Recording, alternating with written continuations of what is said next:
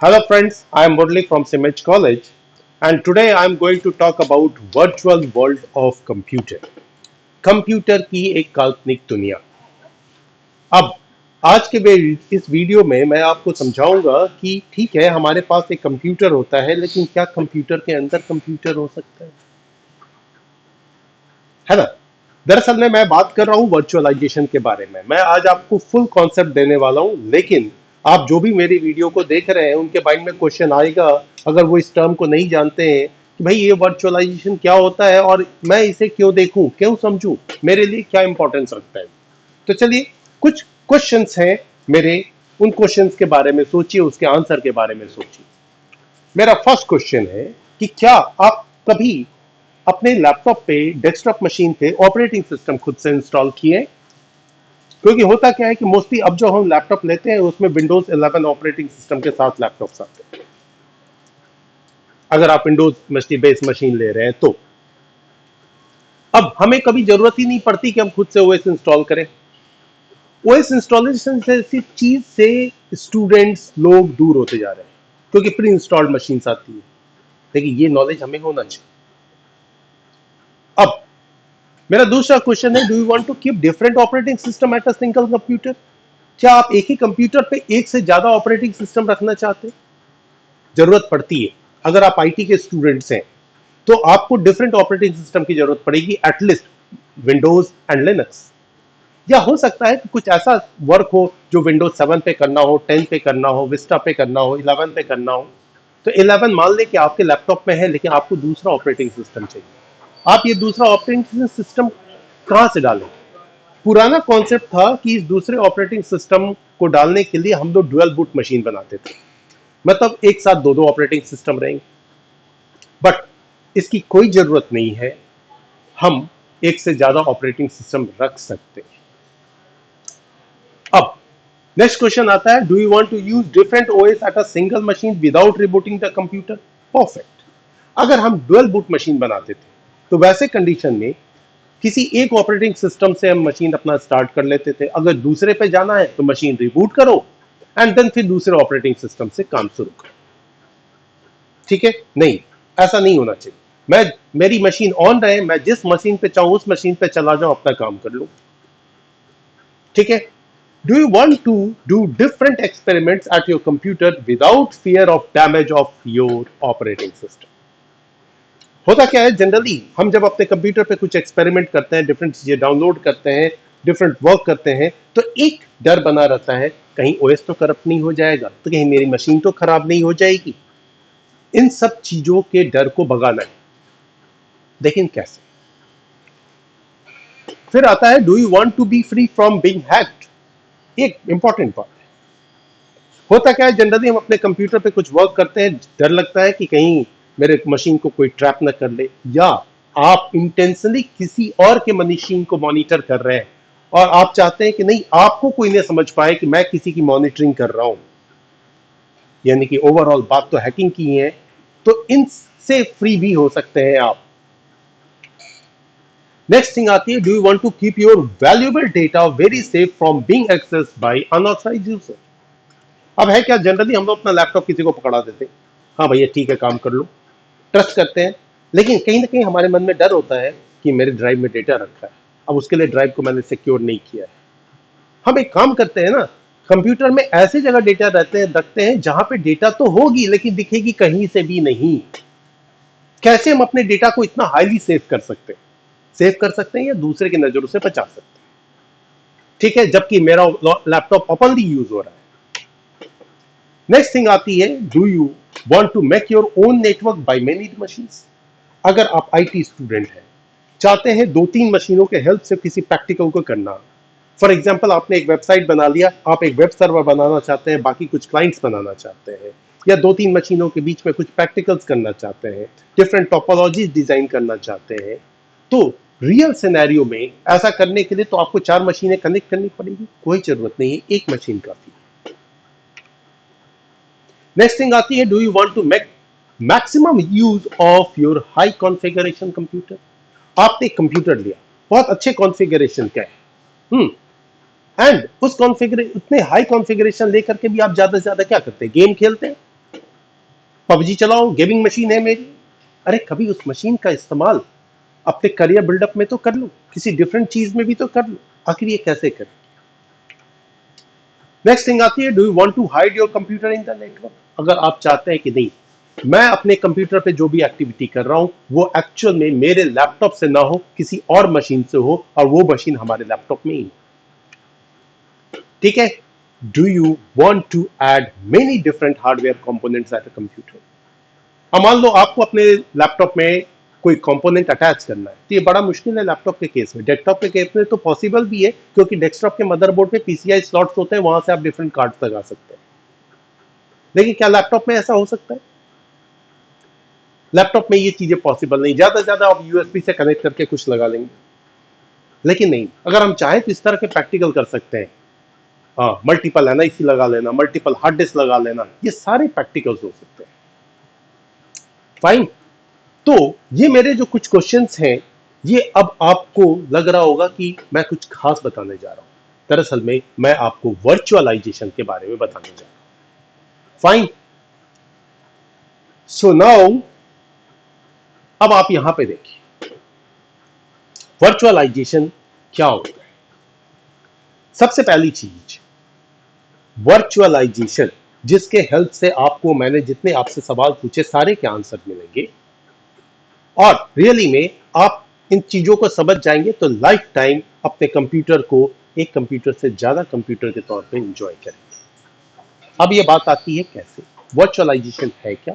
दरअसल में वर्चुअलाइजेशन एक टेक्निक है, एक प्रोसेस है, जिसके हेल्प से हम अपने कंप्यूटर के जो कंपोनेंट्स हैं, उन कंपोनेंट्स को हम वर्चुअली डिवाइड करके अलग अलग मशीन बना लेते हैं। जैसे फॉर एग्जांपल, आपके कंप्यूटर में 8 GB रैम लगी है, आप उस रैम को डिवाइड कर दीजिए 2 GB 4 GB करके, कुछ अपने मेन मशीन के लिए, मेन लैपटॉप के लिए छोड़ दीजिए, बाकी आप डिवाइड कर दीजिए। आपके मशीन में प्रोसेसर लगा है, 8 कोर का प्रोसेसर है, 6 कोर का प्रोसेसर है, बहुत ज्यादा थ्रेड्स हैं, हाँ, हाई प्रोसेसिंग कर सकता है आपका, उससे ज्यादा कोर के प्रोसेसर्स हैं, उन कोर को डिवाइड कर दीजिए। आपके मशीन में 1 TB की हार्ड डिस्क लगी है, उस हार्ड डिस्क को डिवाइड कर दो, उससे कम की लगी है वो भी डिवाइड हो जाएगी। बट ये सारा डिवाइडेशन किस लिए होगा? तो वर्चुअलाइजेशन के लिए। लेकिन ऐसा करके हम क्या करेंगे? क्या मशीन पे हमारे कोई इंपैक्ट आएगा? नहीं, मशीन पे कोई इंपैक्ट नहीं आएगा माय डियर फ्रेंड। आप डिवाइड करें, कोई इशू नहीं है, मशीन को यूटिलाइज करें तरीके से, कोई फर्क नहीं पड़ेगा, और आपके मशीन का मैक्सिमम यूटिलाइजेशन होगा। अब है कि इन हार्डवेयर कंपोनेंट्स को डिवाइड करके हम करेंगे क्या? हम बनाएंगे एक और कंप्यूटर, कंप्यूटर के अंदर कंप्यूटर। यही है वर्चुअल वर्ल्ड ऑफ कंप्यूटर। और ये जो कंप्यूटर के अंदर एक और कंप्यूटर बनेगा, वो होगा एक वर्चुअल मशीन। ठीक है?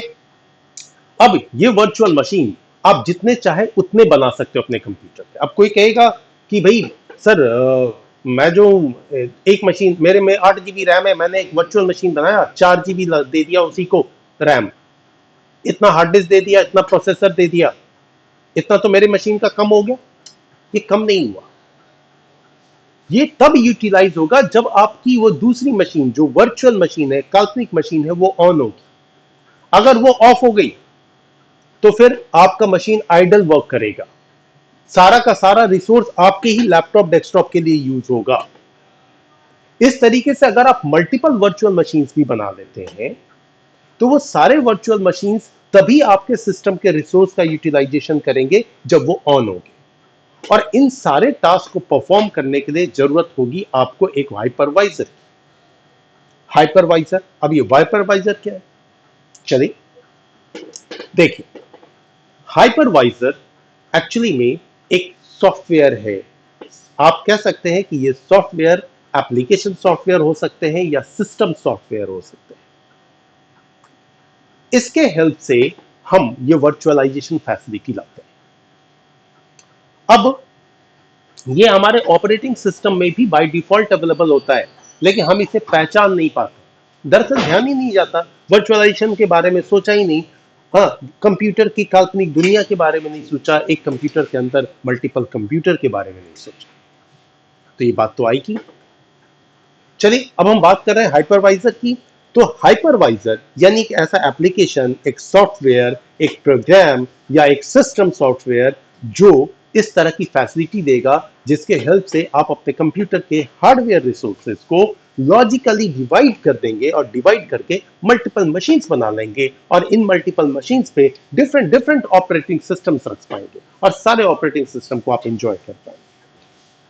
ठीक है, इस टास्क को परफॉर्म करने के लिए जो है वो दरअसल में हाइपरवाइजर दो तरीके के होते हैं। एक वन फर्स्ट होता है टाइप वन जिसे हम बेयर मेटल कहते हैं, टाइप टू जिसे हम होस्टेड कहते हैं या ओएस बेस्ड कहते हैं। दरअसल में टाइप वन बेयर मेटल का मतलब हुआ कि ये किसी ऑपरेटिंग सिस्टम पे रन नहीं करेगा। यानी कि फॉर एग्जांपल एक कंप्यूटर कंप्यूटर में कोई ऑपरेटिंग सिस्टम नहीं है, बिल्कुल खाली पड़ा है। तो हम एक ऐसा हाइपरवाइजर यूज कर दे जो डायरेक्टली उस मशीन पे इंस्टॉल कर दे और उसके हेल्प से हम मल्टीपल मशीन्स क्रिएट कर लें। यही चीज यूज होती है क्लाउड में। हाँ, और इसके लिए जो चीजें हैं वो है, यहां पे है आपको VMware ESXi, Citrix Gen Server, Microsoft Hyper-V, Linux के केस में Linux KVM, Oracle VM servers. ये कुछ ऐसे एग्जांपल्स हैं जो बड़े बड़े क्लाउड में यूटिलाइज होते हैं, बड़े कंप्यूटर्स यानी कि वेरी हाई कॉन्फ़िगरेशन वाले कंप्यूटर के ऊपर, एंड इसके से हम मल्टीपल मशीन्स क्रिएट कर लेते हैं और यही मशीन्स जो है डिफरेंट डिफरेंट क्लाइंट को प्रोवाइड की जाती है, जिसे हम ओवरऑल क्लाउड सर्विस कहते हैं, क्लाउड कंप्यूटिंग कहते हैं। अब एक सेकंड थिंग आती है टाइप टू यानी कि होस्टेड यानी ओएस बेस्ड। पहले से ऑपरेटिंग सिस्टम एक रन कर रही है, 7 8 10 विस्टा 11 कुछ भी रन कर रही है, उसके ऊपर एक एप्लीकेशन डाल देना, for example VMware work station डाल देना, Oracle वर्चुअल बॉक्स डाल देना, एंड उस एप्लीकेशन के हेल्प से अपने लैपटॉप या डेस्कटॉप मशीन पे वर्चुअल मशीन क्रिएट करना, VMs क्रिएट करना। फाइन, ये बात आती है। यानी कि मैंने बात किया इसके बारे में। अब ये बेसिक कॉन्सेप्ट्स आपके लिए जरूरी थे, अब हम इसे प्रैक्टिकली करके देखेंगे। मैं भी आपको टाइप टू बेस्ड कराने जा रहा हूं यानी कि होस्टेड, और इस होस्टेड में मैं आपको यूटिलाइज करके दिखाऊंगा VMware वर्क स्टेशन का। ठीक है, सो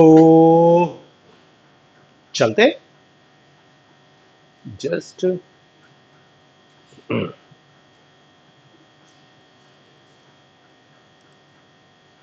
फाइन। अब थोड़ा मैं इसे मिनिमाइज कर लूं, क्योंकि मेरी दो मशीन चल रही है। फाइन, अब आ गए हम लोग यहाँ पे। अब सबसे पहली चीज कि आप VMware वर्क स्टेशन को डाउनलोड करें। अब डाउनलोड करने की जब बात आएगी तो चलिए मैं थोड़ा अपना ब्राउजर ओपन करूं। मैं आपको स्टार्टिंग से समझा रहा हूं, बिगनिंग से। ठीक है,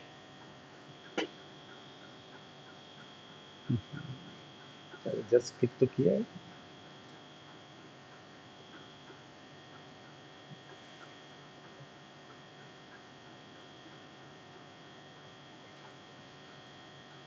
It is taking some time.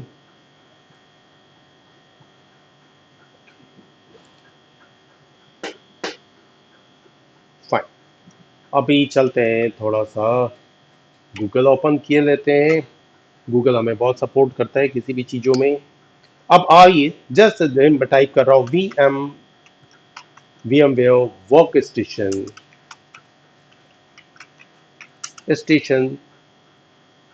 Download, just डाल दिया।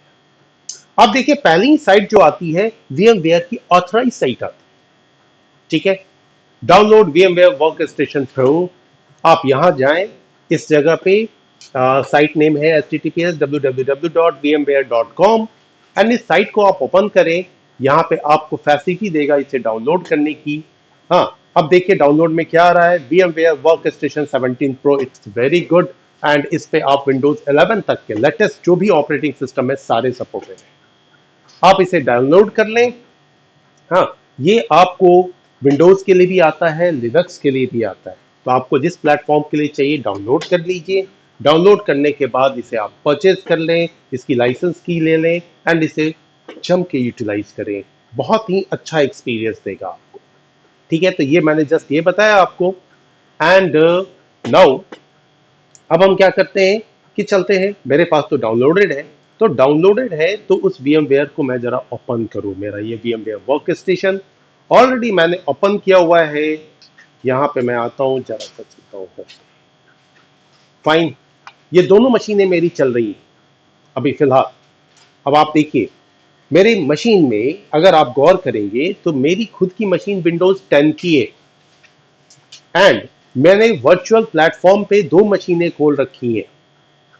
एक मेरी ये विंडोज 11 की मशीन है, ठीक है, ये विंडोज 11 ग्राफिक्स देख के आपको समझ में आ रहा होगा, और ये एक विंडोज 7 की मशीन है। ठीक है, इसकी भी आपको पिक्चर देख के समझ में आ रही होगी। तो दो मशीनें रन कर रही है मेरे पास, देख रहे हैं?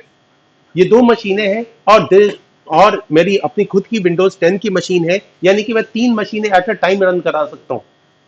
और इन मशीनों में कोई फर्क नहीं होता, फर्क यानी कि यूज करने के पॉइंट ऑफ व्यू से कि सर वर्चुअल प्लेटफॉर्म पे मशीन बना रहे हैं तो हो सकता है कुछ फीचर्स कम होंगे, कुछ फंक्शंस कम होंगे। नो माय डियर, जब आप सेम ऑपरेटिंग सिस्टम इंस्टॉल कर रहे हैं जो आप अपने लैपटॉप डेस्कटॉप मशीन पे इंस्टॉल करते हैं, वही आप यहां भी इंस्टॉल करेंगे तो फर्क क्यों आएगा? फर्क नहीं आता, इवन और फैसिलिटीज बढ़ जाती है। ठीक है, तो सबसे पहली बात आती है, ये तो मैंने बनाई हुई है मशीन। आपकी इच्छा होगी कि एक बार मशीन बनाना सीखें, तो चलिए आते हैं होम पे, एक नई मशीन बनाते हैं। मैं इंस्टॉल नहीं करूंगा because it will take time और आपके लिए बहुत बोरिंग हो जाएगा ये।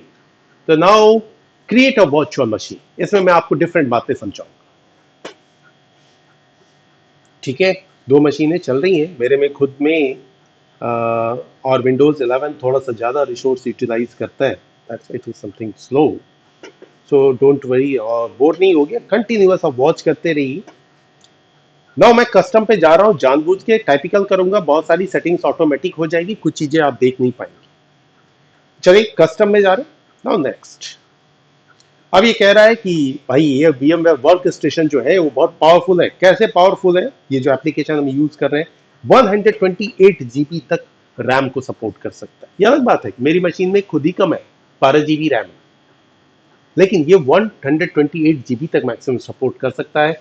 32 प्रोसेसर सपोर्ट कर सकता है, 10 नेटवर्क एडेप्टर्स यानी NIC सपोर्ट कर सकता है, 8 TB तक हार्ड डिस्क सपोर्ट कर सकता है, 8 GB ग्राफिक्स सपोर्ट कर सकता है। फाइन, इतनी कैपेसिटी है। नाउ नेक्स्ट, अब ये कह रहा है जो मशीन आप बनाने जा रहे हैं उस पर अभी ऑपरेटिंग सिस्टम इंस्टॉल करना है, तो उसकी इमेज बता दो, यहां पे बता दो। नहीं, जैसे होता है रियलिटी में वैसे करते हैं हम, बाद में वो इस इंस्टॉल करें। फाइन, तो I will install the operating system later. Now next, कौन सा ऑपरेटिंग सिस्टम इंस्टॉल करना? देखिए कितने सारे फीचर्स हैं इसमें। तो माइक्रोसॉफ्ट विंडोज की अगर बात करें तो विंडोज 11 सी, 11, 10, 10, 8, 7, Vista, XP,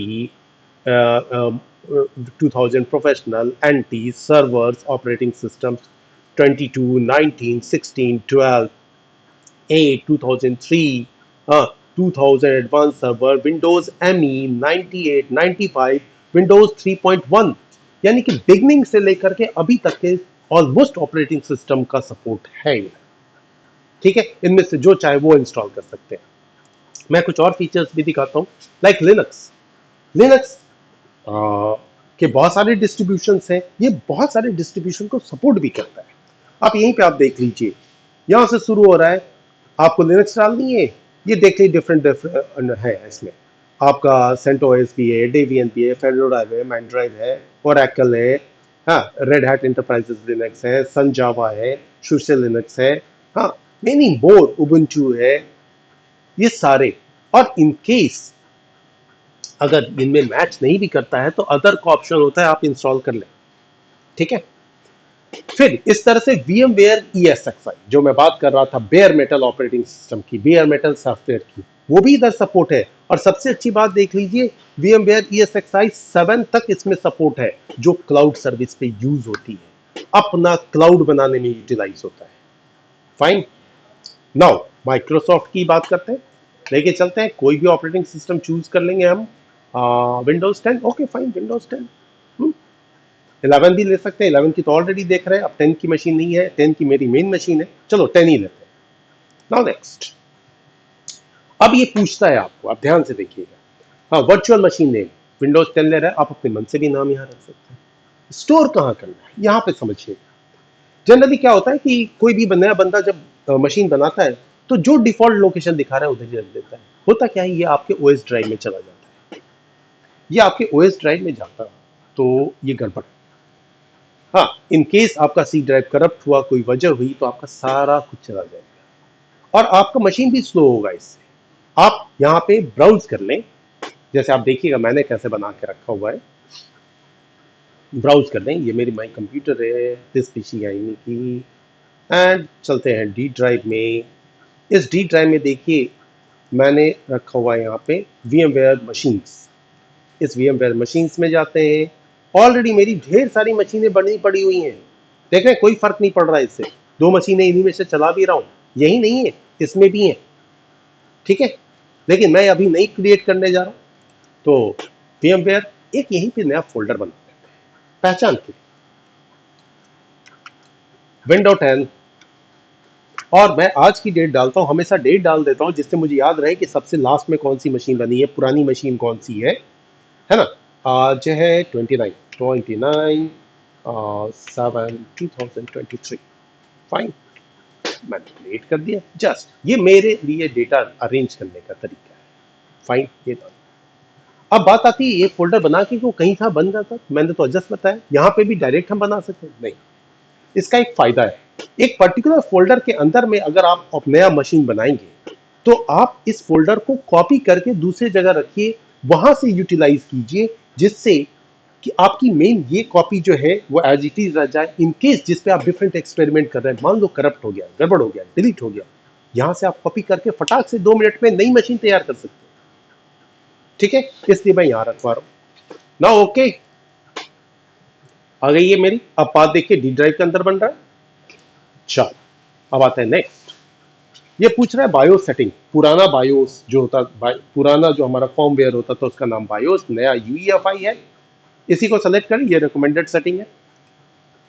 पूछ रहा है कितने प्रोसेसर देना चाहते हो, आ गया प्रोसेसर डिवाइड कर रहा है, मेरे पास जितने कोर है उनमें से मैं 2 प्रोसेसर से दे रहा हूं पर प्रोसेसर, मतलब दो एक एक कोर दे रहा हूं इसको, यानी टोटल कोर कितने हो गए, 2। चलो फाइन, नाउ नेक्स्ट पूछ रहा है रैम कितना देना चाहते हो। मेरे मशीन में दरअसल में 12 GB रैम है, आप में 8 GB हो 4 GB हो तब भी एटलीस्ट एक मशीन तो आप बना ही सकते हैं, इसमें कोई दिक्कत नहीं आएगी, ठीक है। अब इसमें जो है नेक्स्ट टर्म आता है कि 2 GB मैं यहाँ पे रैम दे रहा हूँ, फाइन, 2 GB रैम दिया तो ये 2 GB रैम सफिशियंट है इसके लिए, विंडोज 10 के लिए, चाहे तो हम 4 भी दे सकते हैं, बट ऑलरेडी मेरी 2 मशीन चल रही है, एक 4 GB पे चल रही है, एक 2 GB पे चल रही है, तो यहाँ पे मैं 2 ही GB दे रहा हूँ। नाउ नेक्स्ट, नेक्स्ट पे आया, अब देखिए मजेदार सेटिंग यहाँ पे आती है। ये मजेदार सेटिंग क्या है कि नेटवर्क, यानी कि ये मशीन बाकी मशीन से कैसे कम्युनिकेट करेगा। तो सबसे पहली चीज आती है कि ये है हमारा ब्रिज नेटवर्क। पहला, ब्रिज कहने का मतलब होता है कि आपके जो कंप्यूटर का नेटवर्क से कनेक्टिविटी होगा, वो जितने भी वर्चुअल मशीन है, फॉर एग्जांपल अगर ये मेरी मशीन अभी तैयार हो जाएगी तो ये मशीन यानी कि ये 11 वाली, ये 7 वाली, और ये नई मशीन 10 वाली, और मेरा लैपटॉप जिसपे भी 10 रन कर रहा है, ये चारों कम्युनिकेट करेंगे। और अगर मैं अपने लैपटॉप को किसी नेटवर्क से, जैसे मैं अभी आपके कॉलेज में हूं, तो अगर इस नेटवर्क से कनेक्ट कर देता तो इस नेटवर्क पे जितने भी कंप्यूटर्स रन कर रहे हैं सारे के साथ कम्युनिकेट करेगा। अब यहां पे आपका कंप्यूटर डायरेक्टली लाइव हो जाएगा पूरे network. NAT, second option, NAT के केस में होता क्या है कि आपकी मशीन की सिक्योरिटी थोड़ी हाई हो जाती है, अगर कोई बाहर से आपके डेटा पैकेट को मॉनिटर भी करना चाहता है नहीं कर सकता है वर्चुअल मशीन पे चल रही चीज। अब नैट के केस में होता क्या है कि आपके मेन मशीन पे जो कनेक्टिविटी आ रही है, जैसे मैंने अभी नेटवर्क केबल यहां कनेक्ट किया हुआ है, तो यहां पे जो सर्विस आएगी वही same to same service, but IP change हो जाएगा, आपके इस वर्चुअल मशीन पे भी रन करेगी। फॉर एग्जांपल मैंने जो है यहाँ पे इंटरनेट दिया अपने लैपटॉप पे। अब ये इंटरनेट की सर्विस इस मशीन पे भी आ जाएगी, इस मशीन पे भी आएगी, इस मशीन पे, सब पे इंटरनेट चलेगा। ठीक है। Now next, host only. Host only के केस में क्या होता है कि भैया मुझे बाहर से कोई मतलब नहीं, मेरी जो मशीन है, फॉर एग्जांपल ये मशीन तैयार कर लूं और ये दोनों मशीनें ऑन है, बस ये तीनों मशीनें ही आपस में कम्युनिकेट करेंगी। मेरी होस्ट मशीन यानी मेरे लैपटॉप से भी नहीं करेगी, नेटवर्क भी किसी मशीन से कम्युनिकेट नहीं करेगा। तो होता क्या है, कई बार हम प्रैक्टिकल करते हैं जिसमें हमें 2-3 मशीनों की जरूरत है, उन्हीं को आपस में कम्युनिकेट कराना कर लेते हैं। ये नेटवर्क सेटिंग माइंड में रखिएगा, ये बहुत जरूरी होता है, समझ लो। फाइन, चलो अभी फिलहाल नेट रहने देता हूं मैं, कोई इशू नहीं है, आगे मैं सेटिंग चेंज करके दिखाऊं। नाउ नेक्स्ट, अब बारी आती है इनपुट आउटपुट कंट्रोलर, ये एज इट इज छोड़ दीजिएगा इसको। नेक्स्ट, अब बोल रहा है हार्ड डिस्क, तो बोल रहा है ठीक है ये रिकमेंडेड है एनवीएमई, हाँ नई हार्ड डिस्क है, यही एसएसडी है, आपका पुराना साटा था, इसका जी था, आईडी था, अभी एनवीएमई रिकमेंडेड है, कोई दिक्कत नहीं। अब कहता है नई हार्ड डिस्क बनाएंगे हम, ऑब्वियस सी बात है भाई, हार्ड डिस्क तो चाहिए मशीन को, दिया। नेक्स्ट, बाय डिफॉल्ट 60 GB रह रहा है, मैं यहाँ पे दे रहा हूँ 180 GB। तो सर पहले देख तो लो कि तुम्हारी मेन हार्ड डिस्क जो है और तुम्हारे लैपटॉप की जो हार्ड डिस्क है उसमें 180 GB स्पेस है कि नहीं है, उसका फिक्र मत कर। यहाँ पे 180 GB देने का मतलब ये कतई नहीं होता कि अब आपके हार्ड डिस्क का 180 GB हट गया, हटा नहीं।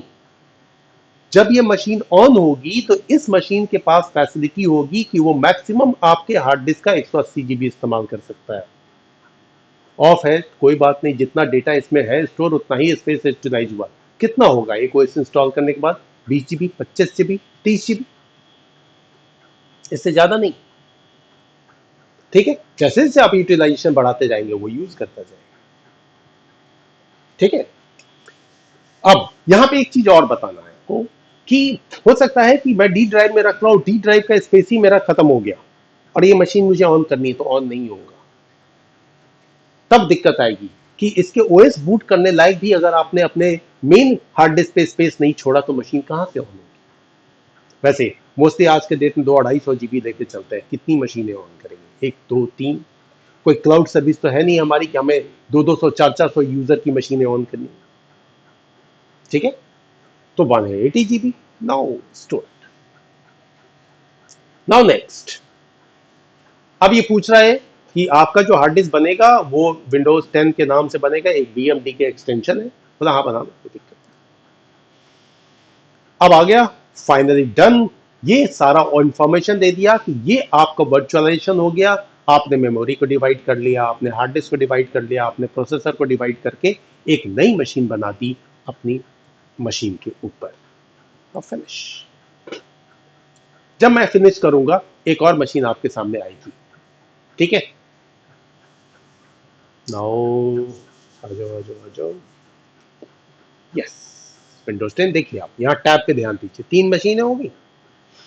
अब मैं इसे पावर ऑन करूं, नहीं, पहले हमें इसको बताना पड़ेगा, ऑपरेटिंग सिस्टम का इमेज देना पड़ेगा। कहां दूंगा, तो देखो सीडी है, इस पे मैंने क्लिक किया, और जब मैंने क्लिक किया तो ये पूछेगा कि भाई इमेज फाइल कहां है तुम्हारी, तो जस्ट बगल में आ जाओ, use iOS image file. Operating system का जो भी इमेज फाइल होता है उसका एक्सटेंशन नेम .iso होता है। iOS बोल गया, गड़बड़ हो गया, एनीवे सॉरी। इमेज फाइल कहां है मेरी भाई, चलो आते हैं, ब्राउज करो, ब्राउज करने के बाद मैं अपना कंप्यूटर थोड़ा ओपन कर लूं। मैंने डी ड्राइव में ही रखा हुआ है सारा ऑपरेटिंग सिस्टम, एक 11 की उधर पड़ी है, कोई बात। ओएस इमेजेस मैंने डाउनलोड कर रखा है, ट्रायल वर्जन्स हैं सारे, बस यूटिलाइज करना है। एज सच मुझे बिजनेस पर्पस से, टेस्टिंग पॉइंट ऑफ व्यू से रखा हुआ है मैंने, है ना। यहाँ पे विंडोज 10 यस है, यहाँ एक विंडोज 10 का, देखिए ढेर सारे ऑपरेटिंग सिस्टम्स हैं, सारे हैं, 11 भी है, समथिंग है, सब कुछ है, 10 ले रहा हूँ। बस ये जो आईएसओ फाइल है, इस फाइल को यहाँ सेलेक्ट करना है ना, ओपन करना है, देखो टक से पकड़ लिया, आ गया ये ना। ओके, अब आप यहां पे क्या करेंगे, जैसे ही पावर ऑन करेंगे ओएस इंस्टॉलेशन स्टार्ट होगा। चलिए स्टार्ट किए देता हूं, क्योंकि यहाँ कंप्लीट ओएस इंस्टॉलेशन तो मैं दिखा नहीं सकता। अब आप बखूबी खुद से प्रैक्टिस कर लेंगे, फिर बस जस्ट एक स्टार्ट दे देता हूं, उसके बाद इसको स्टॉप कर दूंगा, क्योंकि ऑलरेडी 2 मशीनें रन कर रही हैं। मैंने पावर ऑन किया मशीन को, अभी मशीन ऑन होगी। अब मेरे सिस्टम का जान और निकल रहा है, भाई साहब ऑलरेडी 3 मशीनें चला रहा हूँ, अब ये चौथे की बारी है, बताओ क्या करना चाहते हो। ठीक है, सो कोई नहीं, बस तुरंत आपको एक आउटपुट दिखा के मैं इसे बंद किए दूंगा, फिर मैं इंस्टॉल्ड मशीन पे आ जाऊँ।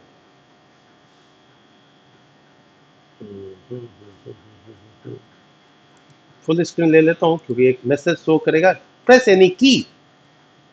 ओके, लगता है मैंने लेट कर दिया, कोई नहीं, थोड़ा सा अल्ट कंट्रोल यहाँ पे इंसर्ट प्रेस कर ले, मशीन फिर से रिबूट कर जाएगी। आ गया, प्रेस एनी की, इस दफे मैंने की प्रेस कर दिया। ध्यान रहे की क्या यूज किया मैंने, अल्ट कंट्रोल इंसर्ट। ठीक है, देखिए मशीन शुरू होगी, ये इंस्टॉलेशन प्रोसेस है। थोड़ा सा बाहर निकलते हैं इसका। ओके, थोड़ा सा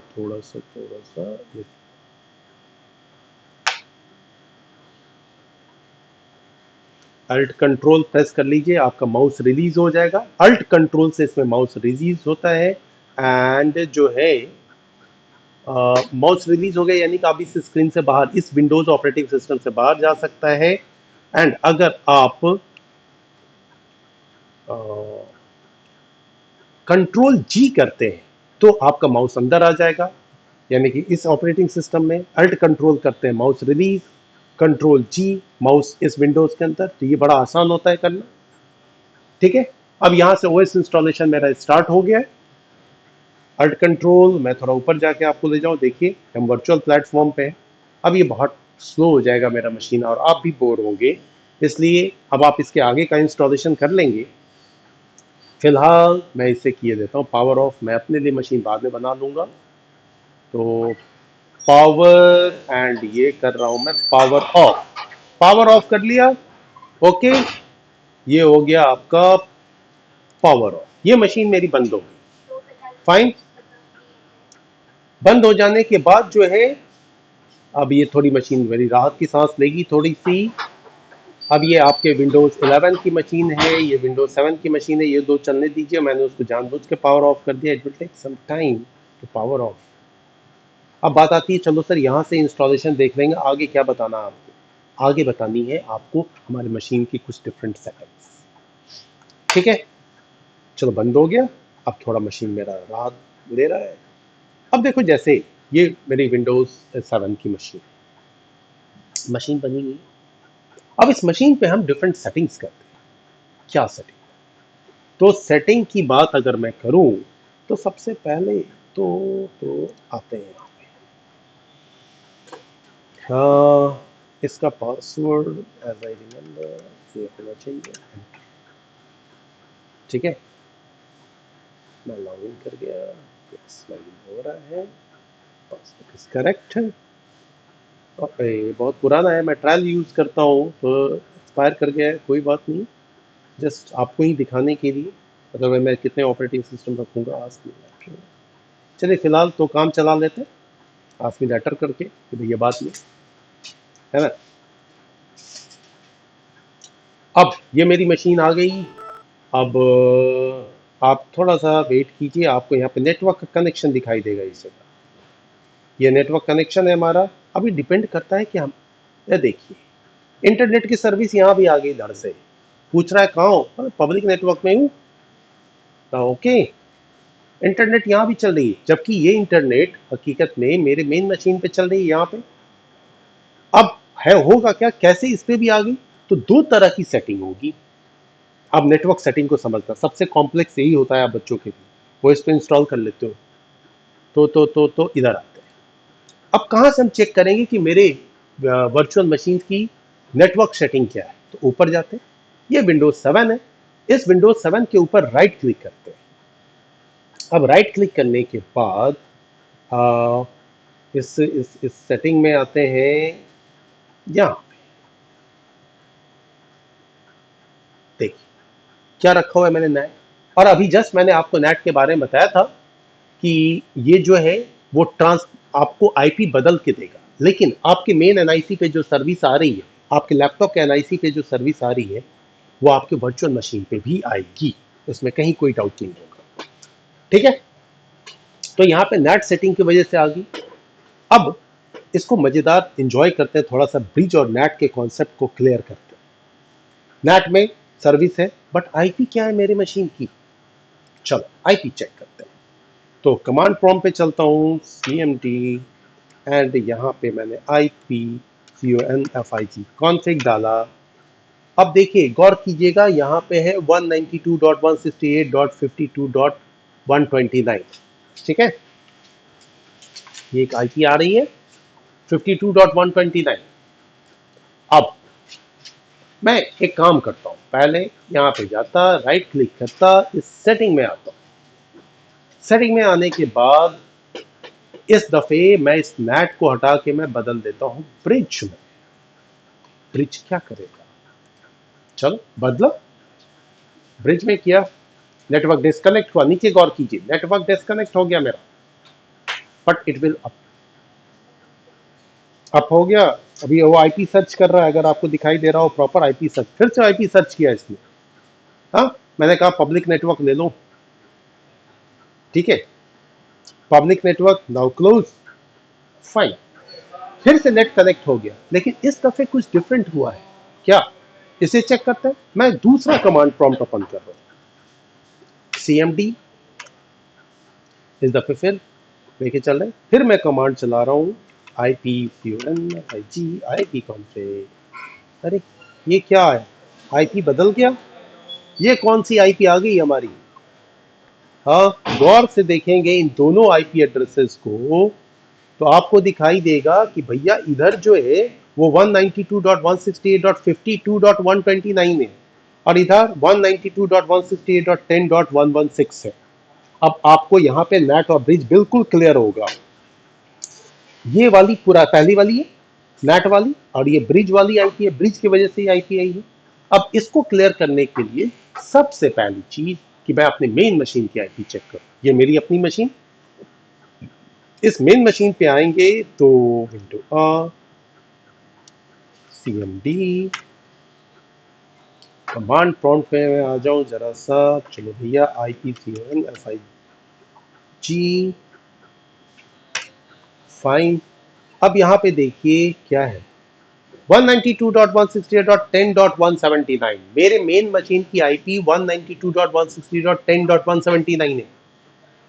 और मैंने जैसे ही ब्रिज किया तो 10 के नेटवर्क का, इसी 10 के रेंज में आईपी मिली हमारे वर्चुअल मशीन को भी, इसको भी। देखिए 10 में है आईपी, यानी कि यहाँ पे जो मेरे कॉलेज का जो नेटवर्क है, इस नेटवर्क में जो राउटर लगा है उस राउटर से डायरेक्ट आईपी दी, क्योंकि ब्रिज में अगर आप सेटिंग रखते हैं तो डायरेक्टली एकदम शो होता है कि इस कॉलेज नेटवर्क में एक और मशीन है। ठीक है, एक मशीन और है, यानी आपका ये वर्चुअल मशीन। और यही आप नेट करते हैं तो नेट में क्या होता है, आपके मेन नेटवर्क अलग है और अंदर का वर्चुअल नेटवर्क अलग है, लेकिन कम्युनिकेशन दोनों में हो रहा है। यानी कि ये नेटवर्क, इस आईपी के हेल्प से आपका ये मशीन जो है वो नेटवर्क में हाइड हो गया। और नाम ही है नेटवर्क एड्रेस ट्रांसलेशन। ठीक है, नेटवर्क एड्रेस ट्रांसलेशन, फाइन। ये बात तो थी उसके एनआईसी सेटिंग की। अब नेक्स्ट चलते हैं, अभी ब्रिज पे रखा, अब ये आईपी तो हो गई नहीं क्योंकि हट गई, खत्म हो गई। नाउ नेक्स्ट थिंग आती है कि इसमें एक और सेटिंग थी, होस्ट ऑनली। अगर आप होस्ट ऑनली कर लेते ना, तो वैसे केस में क्या होता कि बस ये दो, ये मतलब कि ये मेरी 11 और 7, ये दोनों, जैसे दो मशीनें मेरी ऑन है, मान लो ये तीनों ऑन है, 10 में इंस्टॉल हो चुका है, तो ये तीनों मशीनें ही आपस में कम्युनिकेट करती। ये ना तो मेरे में लैपटॉप से कम्युनिकेट करती, ना आउटसाइड में। बस, तो कई प्रैक्टिकल जो आपको ऐसे करने हो जो सिर्फ दो मशीन की जरूरत है, दोनों आप वर्चुअल रखना चाहते हैं, होस्ट ऑनली कर लो, बड़ा कंफर्टेबल सारे प्रैक्टिकल्स हो। ठीक है ना, अब हम आगे बढ़ते हैं और ये समझते हैं कि हमें एनआईसी की सेटिंग समझ ली, क्या और कुछ कर सकते हैं? अब देखो, मान लो आपको एक से ज्यादा हार्ड डिस्क लगाना है, सेटिंग में गए, एक से ज्यादा एनआईसी लगानी है, फैसिलिटीज देखिए, कुछ नहीं, जो ये आपकी विंडो आई है ना खुल के सेटिंग में जाने के बाद, यहां पे आप ऐड कीजिए। जैसे ही आप ऐड पे क्लिक करेंगे, अब यहां पे देखो हार्ड डिस्क ऐड करना है, अच्छा चलो कर लेते हैं, नेक्स्ट। बोला कौन सी, ये लगा लो, नेक्स्ट। कैसा, कितने स्टोरेज का, 60 GB है, 50 GB ले लो, 80 GB ले लो, यानी मल्टीपल हार्ड डिस्क का प्रैक्टिकल करना है। नेक्स्ट करो, मैं बस फिनिश नहीं करूंगा, नाउ फिनिश। टक से आपको यहाँ पे दिखाई देगी कि एक और हार्ड डिस्क आ गई, यानी एक से ज्यादा हार्ड डिस्क का भी अगर बात आए तो यहाँ पे करना है, ठीक है। इसी तरीके से आपको अगर मान लो और प्रोसेसर बढ़ाना है, आप बढ़ा सकते हैं। आपको लग रहा है कि फर्दर मेरा रैम कम पड़ रहा है, आप मेमोरी में चले जाए, जो 2 GB असाइन किया हुआ है इसको आप बढ़ा सकते हैं, 2 GB से बड़ा ज्यादा कर सकते हैं, हाँ, यहां से बढ़ा लीजिए। आपको नेटवर्क एडेप्टर लगाना है, एनआईसी, आप एनआईसी लगा सकते हैं और ज्यादा यहाँ पे ऐड करके। ये तो कुछ बातें थी इसके हार्डवेयर कंपोनेंट को मैनेज करने की, ठीक है। अब बात आती है कि ये सारी चीजें हो गई, लैन सेटिंग सीख लिया, मशीन कर लिया, फाइन, मशीन इंस्टॉलेशन हो जाएगी, ओके फाइन। अब इसको ओके करते हैं, इसे बंद किए देते हैं अब, ओके। अब कई बार आपको परेशानी आती है, सर मेरा मशीन कम्युनिकेट नहीं कर रहा है, तो दरअसल में एक वर्चुअल नेटवर्क एडिटर होता है। मोस्टली स्टूडेंट्स जो है ना यही प्रॉब्लम में फंसते हैं, उन्हें नेटवर्क समझ में नहीं आता, उनकी मशीनें कम्युनिकेट नहीं करती, तो परेशान हो जाते हैं। आइए थोड़ा सा एडवांस सेटिंग देखते हैं। मैं VMware में गया, यहाँ VMware वर्क स्टेशन जो लिखा है यहाँ, इसके VM में जा रहा हूं मैं। यहाँ पे देखिए सेटिंग्स आ रही है, सेटिंग में कुछ देगा, नो सॉरी, मैं गलत जगह चला गया, गलत हो गया, फिर से चलो वापस, VMs no, edit, yes edit, edit में है वर्चुअल नेटवर्क एडिटर, ठीक है।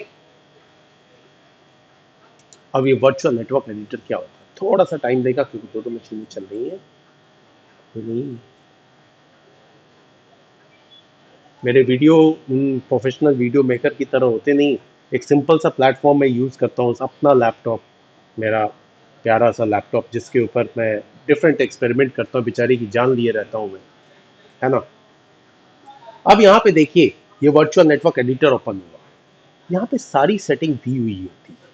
चलिए मैं चलते हैं चेंज सेटिंग में, यहाँ से आपको समझ में आएगा, ये आपको बैकग्राउंड में लेके चला जाएगा।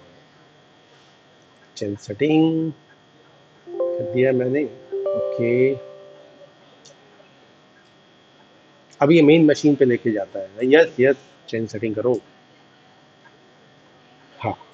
अब ये कहाँ गया, कहाँ गया, क्या इसको आप मिनिमाइज कर लीजिए, ये देखिए इधर आके बैठा हुआ है साहब। अब ये देखिए यहाँ पे समझ में आएगा आपको कि अगर आप ब्रिज नेटवर्क जो सेलेक्ट करते हैं, तो ब्रिज नेटवर्क में होता क्या है। तो ब्रिज नेटवर्क में ये मेरे मशीन का जो एनआईसी है उसके थ्रू ये कम्युनिकेट करता है। इसके अलावे भी आपके पास होते हैं क्या, अगर आपके मशीन में एक से ज्यादा एनआईसी है तो आप किससे कम्युनिकेट करवाना चाहते हैं ब्रिज नेटवर्क को, क्योंकि यहां तो चल रहा है वर्चुअलाइजेशन, एक ही एनआईसी से सारे कम्युनिकेट कर रहे हैं, तो एनआईसी तो हमारा बेचारा यही एनआईसी होगा। लेकिन हम कई बार ब्लूटूथ, माइक्रोसॉफ्ट या एक से ज्यादा एनआईसी है तो उसके थ्रू या वायरलेस नेटवर्क के थ्रू, जिसके, तो ये कई बार ना आपके एक्टिव एनआईसी को देख के खुद से स्विच कर लेता है, इसमें आपको कुछ करने की जरूरत है नहीं। देखिए जैसे यहाँ पे ये हो गया, होना तो ये ठीक है। अगर आप नेट रखते हैं तो क्या होगा, can not change network NAT, only one network card can be set to a NAT, okay. Network में इसको नहीं बदल सकते, चलो तो नेट वाले को देखते हैं ना।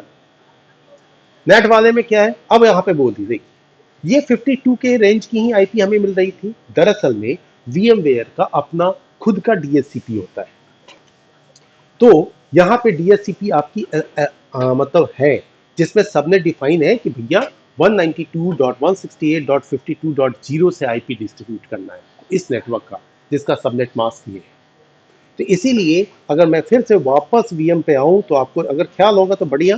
देखिए 52 का मिला था 192.168.52.129, यानी ये कौन दे रहा था आईपी? ये आईपी दे रहा था हमारे वीएम वेयर का डीएचसीपी, और डीएचसीपी का मतलब होता है डायनेमिक होस्ट कॉन्फ़िगरेशन प्रोटोकॉल। ठीक है। इसी तरीके से अगर आप होस्ट ओनली में आएंगे तो होस्ट ओनली में तो बात ही खत्म हो जाती है, कोई एनआईसी सेलेक्ट नहीं करना है। यहाँ पे देखिए होस्ट ओनली में लिखता भी है connected VMs internally in a private network, सिर्फ वीएम्स वर्चुअल मशीन्स आपस में कम्युनिकेट करें। ब्रिज में एनआईसी एक्टिव है, नेट के केस में एनआईसी एक्टिव है। ये एनआईसी क्या है? नेटिंग हो रही है। हाँ, shared hosted IP address with VMs, यहाँ पे शेयर होस्ट आईपी एड्रेस, हाँ, जो मेन आपके होस्ट मशीन की आईपी है उसी को शेयर करेगा अलग अलग आईपी पे, यानी ट्रांसलेटेड आईपी। फाइन। तो अगर इन केस कभी आपको प्रॉब्लम दिखता है तो आप यहाँ पे आकर जरूर चेक करें कि ये सेटिंग सही है ना, कहीं गड़बड़ तो नहीं होगी। ठीक है। कई बार आपको कुछ प्रैक्टिकल्स ऐसे होंगे जिसमें आपको इस डीएचसीपी को बंद करना होगा, तो आप यहाँ से सिंपली अनचेक कर दें, अब आपको आईपी देना बंद कर देगा ये। कुछ प्रैक्टिकल्स आएंगे सर्वर वगैरह में जब हम अपना खुद का डीएचसीपी बनाए और चाहते हैं दूसरे होस्ट को आईपी मिले, तो वैसे कंडीशन में क्या करना होता है, ये डीएचसीपी देने लगेगा तो आपका सर्वर आईपी कभी देगा ही नहीं, तो डीएचसीपी बंद कर दो। ठीक है। फाइल फिलहाल के लिए सारी सेटिंग मैं कैंसिल करता हूं क्योंकि मेरी सेटिंग परफेक्ट चल रही है, कोई इशू नहीं है मुझे। ठीक है। नाउ अब आगे बात आती है कि VMware पे ये सारे काम हमने जो कर लिए, तो इस वर्चुअल मशीन्स में ये चल रही थी मेरी। अब आप इन मशीन्स को जब भी यूटिलाइज करें, जैसे मैं अभी देखिए सिंपल है, मैं अपनी मशीन पहले बंद किए शट डाउन कर लेता हूँ। देखो वर्चुअल मशीन में बंद कर रहा हूँ, मेरी मशीन शट डाउन, ये मशीन बंद हो रही है, ना कि मेरी मेन मशीन बंद हो रही है। मेन मशीन बंद नहीं होगी, वो एज इट इज चल रही है। मैं वर्चुअल मशीन, और भैया वर्चुअल है इसका मतलब इसके साथ छेड़छाड़ नहीं, इसे भी प्रॉपरली ऑन कीजिए, प्रॉपरली शट डाउन कीजिए, जैसे आप अपने लैपटॉप और डेस्कटॉप मशीन से प्यार करते हैं वैसे इससे कीजिए। ये वर्चुअल है बट रियल से कम नहीं है किसी भी मामले में, इवन थोड़ा बेहतरीन, क्योंकि ये हमें बहुत हद तक फ्लेक्सिबिलिटी देता है, स्केलेबिलिटी देता है, पोर्टेबिलिटी देता है। ठीक है।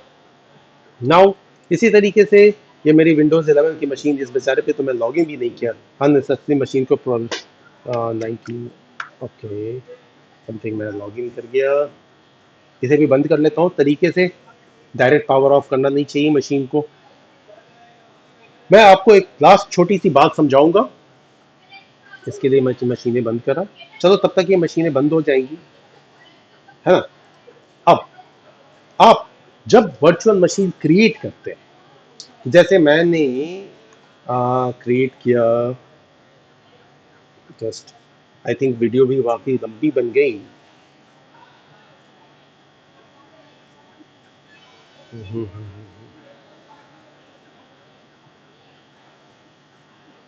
मुझे लगता है मशीन बंद ही हो रहा है। ओके। आप देखेंगे मेरे कंप्यूटर में, मैंने आपको स्टार्टिंग में दिखाया कि मेरे डी ड्राइव में ही सारे डेटा है मेरे। अब यहाँ पे जब भी आप मशीन बनाए ना, एक अलग फोल्डर में रखें, लेकिन आप जब उस मशीन को ओपन करेंगे तो कई बार क्या होगा ना कि आपका यहाँ पे वो मशीन नहीं दिखेगा। जैसे ये यहाँ मशीन दिख रही है, ओके, ये मशीन अभी जस्ट लॉग इन ही हुई है, इसे बंद करना पड़ेगा। बंद किए देता हूँ अल्ट F4। चलो यार बंद हो जा जल्दी से, फटाफट फटाफट। गुड, बंद हो जाओ, तुम आराम करो, अब तुम्हारी जरूरत नहीं पड़ी वैसे। देखिए कई बार क्या होता है जब मशीनें सारी बंद हो जाती है तो यहाँ पे आ, आपको मशीन हो सकता है ये टैब में ना रहे, लिस्ट ना हो, है ना, तो आपके लिए थोड़ा परेशानी हो जाता है कि यार कहाँ चली गई मेरी मशीन। ठीक है। तो आप परेशान नहीं हो, आपका मशीन यहाँ पे अगर शो नहीं हो रहा है, लिस्ट नहीं हो रहा है, तो वैसे कंडीशन में आप सिंपली जाएं अपने कंप्यूटर में, जो आपने मशीन बनाया है उस मशीन को ओपन करें, जैसे फॉर एग्जांपल मेरी पहले की मशीन से ही, ये मैंने 11 की मशीन बनाई हुई है, ये विंडोज 11 की मशीन है। आप इस पूरे फाइल में से एक फाइल देखिए, ये गौर कीजिएगा, ये 3 विंडो है, छोटे छोटे 3 विंडो। आप यहां पे डबल क्लिक करें, machine direct VMware work station जो आपका हाइपरवाइजर है उसके हेल्प से ओपन हो जाएगा। ठीक है, कहीं नहीं जाता, यहां से ओपन कर लें। आप ढूंढ नहीं पा रहे हैं, यहां पे आप डबल क्लिक करें, ओपन करें।